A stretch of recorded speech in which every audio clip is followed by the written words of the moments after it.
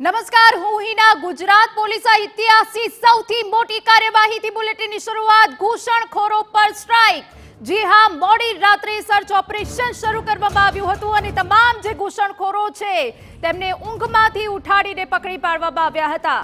ગુજરાતમાં ગેરકાયદે બાંગ્લાદેશીઓ પર સરકારની સૌથી મોટી સ્ટ્રાઇક. સરકાર એક્શનમાં આવી છે. મધરાત્રે ગેરકાયદે બાંગ્લાદેશીઓ પર પોલીસી અલગ અલગ ટીમો ત્રાટકી છે. ગેરકાયદે રહેતા લોકોને ઊંઘમાંથી ઉઠાડીને પોલીસે અટકાયત કરી છે. એ તસવીરો અમે આપને બતાવી રહ્યા છે. અમદાવાદ અને સુરતમાં પોલીસ દ્વારા મેગા ઓપરેશન કરવામાં આવ્યું અને અત્યાર સુધી જે વિગતો મળી રહી છે તે પ્રમાણે 1000થી વધુ જે બાંગ્લાદેશીઓ છે તેમની અટકાયત કરી દેવામાં આવી છે. અમદાવાદના ચંદોળા તળાવમાં સર્ચ ઓપરેશનની વાત હોય કે પછી જ્યાં સુરતના અલગ અલગ વિવિધ વિસ્તારોમાં રહેતા બાંગ્લાદેશીઓની વાત હોય, તમામ ઉપર પોલીસ ત્રાટકી છે. મોડી રાત્રે આ સર્ચ ઓપરેશન શરૂ કરવામાં આવ્યું છે. આ તસવીરો ખૂબ ખાસ બની જાય. TV9 જે પળેપળની અપડેટ અમે આપને આપી રહ્યા છે અને સુપર એક્સક્લુઝિવ આ દ્રશ્યો છે કે જ્યાં એક તરફ ગુજરાત પોલીસ જો જાગે તો આવી જ રીતે આધાર કાર્ડ ઊંચા કરીને બતાવવાની નોબત આવે છે અને આ જ થયું છે જ્યારે મોડી રાત્રે બાંગ્લાદેશીઓ પર ગુજરાત પોલીસ ત્રાટકી છે. અમદાવાદ અને સુરતમાં આ મેગા ઓપરેશન કરવામાં આવ્યું અને આ મેગા ઓપરેશનમાં આવી જ રીતે ગેરકાયદે બાંગ્લાદેશીઓની અટકાયત કરવામાં આવી. અમદાવાદ અને સુરતમાં પોલીસ દ્વારા મેગા ઓપરેશન કરાયું છે. આ જે તસવીરો અમે આપને બતાવી રહ્યા છે તે અમદાવાદના ફૂટબોલ ગ્રાઉન્ડની છે કે જ્યાં તમામ જે બાંગ્લાદેશીઓની અટકાયત કરવામાં આવી છે તે બાંગ્લાદેશીઓને અહીંયા ભેગા કરવામાં આવ્યા છે. હવે તેમની પાસે જે આધાર કાર્ડ રહેલા છે તેની તપાસ કરવામાં આવશે. આ તમામ લોકોને ક્રાઇમ બ્રાન્ચ લઈ જવાયા હતા.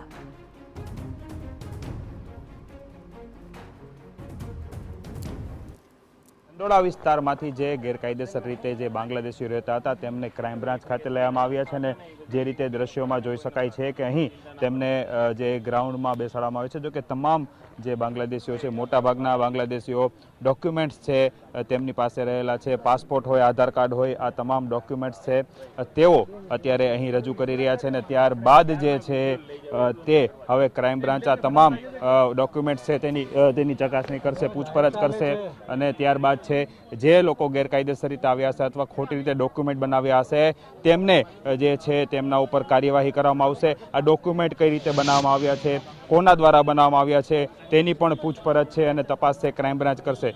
જો ગેરકાયદેસર રીતે બનાવવામાં આવ્યા હશે, ખોટી રીતે બનાવવામાં આવ્યા હશે તો તેમના વિરુદ્ધ છે તે ચોક્કસ કાર્યવાહી કરવામાં આવશે. મહત્વનું છે કે અગાઉ પણ જે રીતે ક્રાઇમ બ્રાન્ચ દ્વારા કાર્યવાહી કરવામાં આવી હતી તેમાં પણ ખોટા ડોક્યુમેન્ટ્સ છે તે બનાવવામાં આવ્યા હતા. એટલે કે ખોટા ડોક્યુમેન્ટ્સ અને પુરાવાઓ રજૂ કરી આધાર કાર્ડ અને પાન કાર્ડ બનાવવામાં આવતા હોય છે અને ત્યારબાદ હવે આ તમામ ડોક્યુમેન્ટ્સ છે તેની ચકાસણી કરીને તેના વિરુદ્ધ આગળની કાર્યવાહી પણ છે તે કરવામાં આવશે. કેમેરા પર્સન ચિરાગ રાવલ સાથે હરીન માત્રાવાડિયા, TV9 અમદાવાદ. અમારા સંવાદદાતા હરીન માત્રાવાડિયા કે પળેપળની અપડેટ. અમદાવાદમાં ઘૂસણખોરો ઉપર શું કાર્યવાહી કરવામાં આવી છે એ તમામ અપડેટ આપના સુધી પહોંચાડી રહ્યા છે. પરંતુ એ દ્રશ્યો ખૂબ મહત્વના બની જાય કે જ્યાં ઘૂસણખોરો આસાનીથી રાજ્યમાં પ્રવેશ તો કરી લે છે પરંતુ જ્યારે ગુજરાત પોલીસ જાગે છે ત્યારે આ હાલત થાય કે આધાર કાર્ડ ઊંચા કરીને બતાવવાની નોબત આવે છે. હવે તપાસનો વિષય એ પણ રહેવાનો છે કે આખરે આ જે આધાર કાર્ડ છે તે કેવી રીતે બનાવ્યા હતા, કોણે બનાવી આપ્યા હતા, કેટલાક ગેરકાયદેસર પ્રવૃત્તિઓ સાથે બાંગ્લાદેશી સંકળાયેલા હતા, એ તમામ તપાસનો વિષય રહેવાનો છે.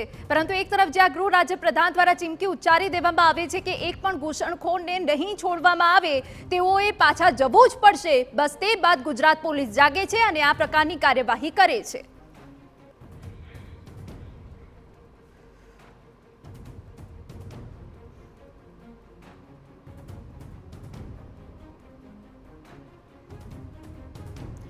તો ક્રાઇમ બ્રાન્ચ, એસઓજી અને અલગ અલગ પોલીસે જે ટીમો છે તે બનાવીને અમદાવાદ અને સુરતમાં કાર્યવાહી કરવામાં આવી છે.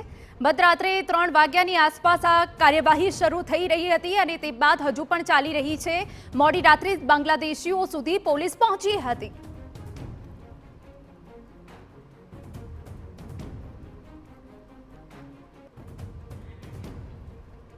તો એ તસવીરો અમે આપને બતાવી રહ્યા છે કે જ્યાં મહિલાઓ હોય કે પછી પુરુષો હોય તેમની સાથે બાળકો હોય, મોડી રાત્રે જ આ તમામ લોકોની અટકાયત કરી લેવામાં આવી હતી. આજે તમામ લોકો છે તેમને એકઠા કરવામાં આવ્યા છે અને હવે તેઓની સઘન પૂછપરછ હાથ ધરવામાં આવશે. જો કે આ બધા ઘૂસણખોર હતા. અમદાવાદની વાત કરી લેવામાં આવે તો ચંડોળા તળાવ કે જે ઘૂસણખોરોનું હબ ગણાતું હતું, સૌથી વધુ ત્યાં બાંગ્લાદેશી જોવા મળતા હતા. પરંતુ ગૃહ રાજ્યપ્રધાનની એક સૂચના અને અમદાવાદ પોલીસ હોય કે સુરત પોલીસ હોય એ જાગી છે, આ પ્રકારની કાર્યવાહી કરી છે અને તસવીરો ખૂબ ખાસ બની જાય કે જે જમ્મુ કાશ્મીરમાં હુમલો થયો હતો, આખા દેશની જ્યારે પોલીસ હોય કે પછી ફોર્સ હોય ત્યારે એલર્ટ પર હોય, ત્યારે ગુજરાતની પોલીસ દ્વારા શું કામ કરવામાં આવ્યું છે. ગૃહ રાજ્યપ્રધાનના એક ઇશારે આ તમામ જે બાંગ્લાદેશીઓ છે તેમના આધાર કાર્ડ ઊંચા કરીને તેમને સાબિતી આપવી પડી રહી છે. પરંતુ આ તમામ જે ગેરકાયદેસર બાંગ્લાદેશીઓ છે તેમને હવે સાંખી નહીં લેવાય, હવે તેમને પાછા જવું પડશે. આ સૌથી મોટી કાર્યવાહી ગુજરાત પોલીસના ઇતિહાસની આ સૌથી મોટી કાર્યવાહી છે જે આપ TV9 ની સ્ક્રીન પર જોઈ રહ્યા છો. અમારા સંવાદદાતા પડેપણની અપડેટ આપના સુધી પહોંચાડી રહ્યા છે. રાત્રે 3 વાગ્યાથી આજે આખું મેગા સર્ચ ઓપરેશન ચાલી રહ્યું હતું. સવાર સુધી પોલીસ દ્વારા શું કાર્યવાહી કરવામાં આવી રહી છે એ અપડેટ અમે આપને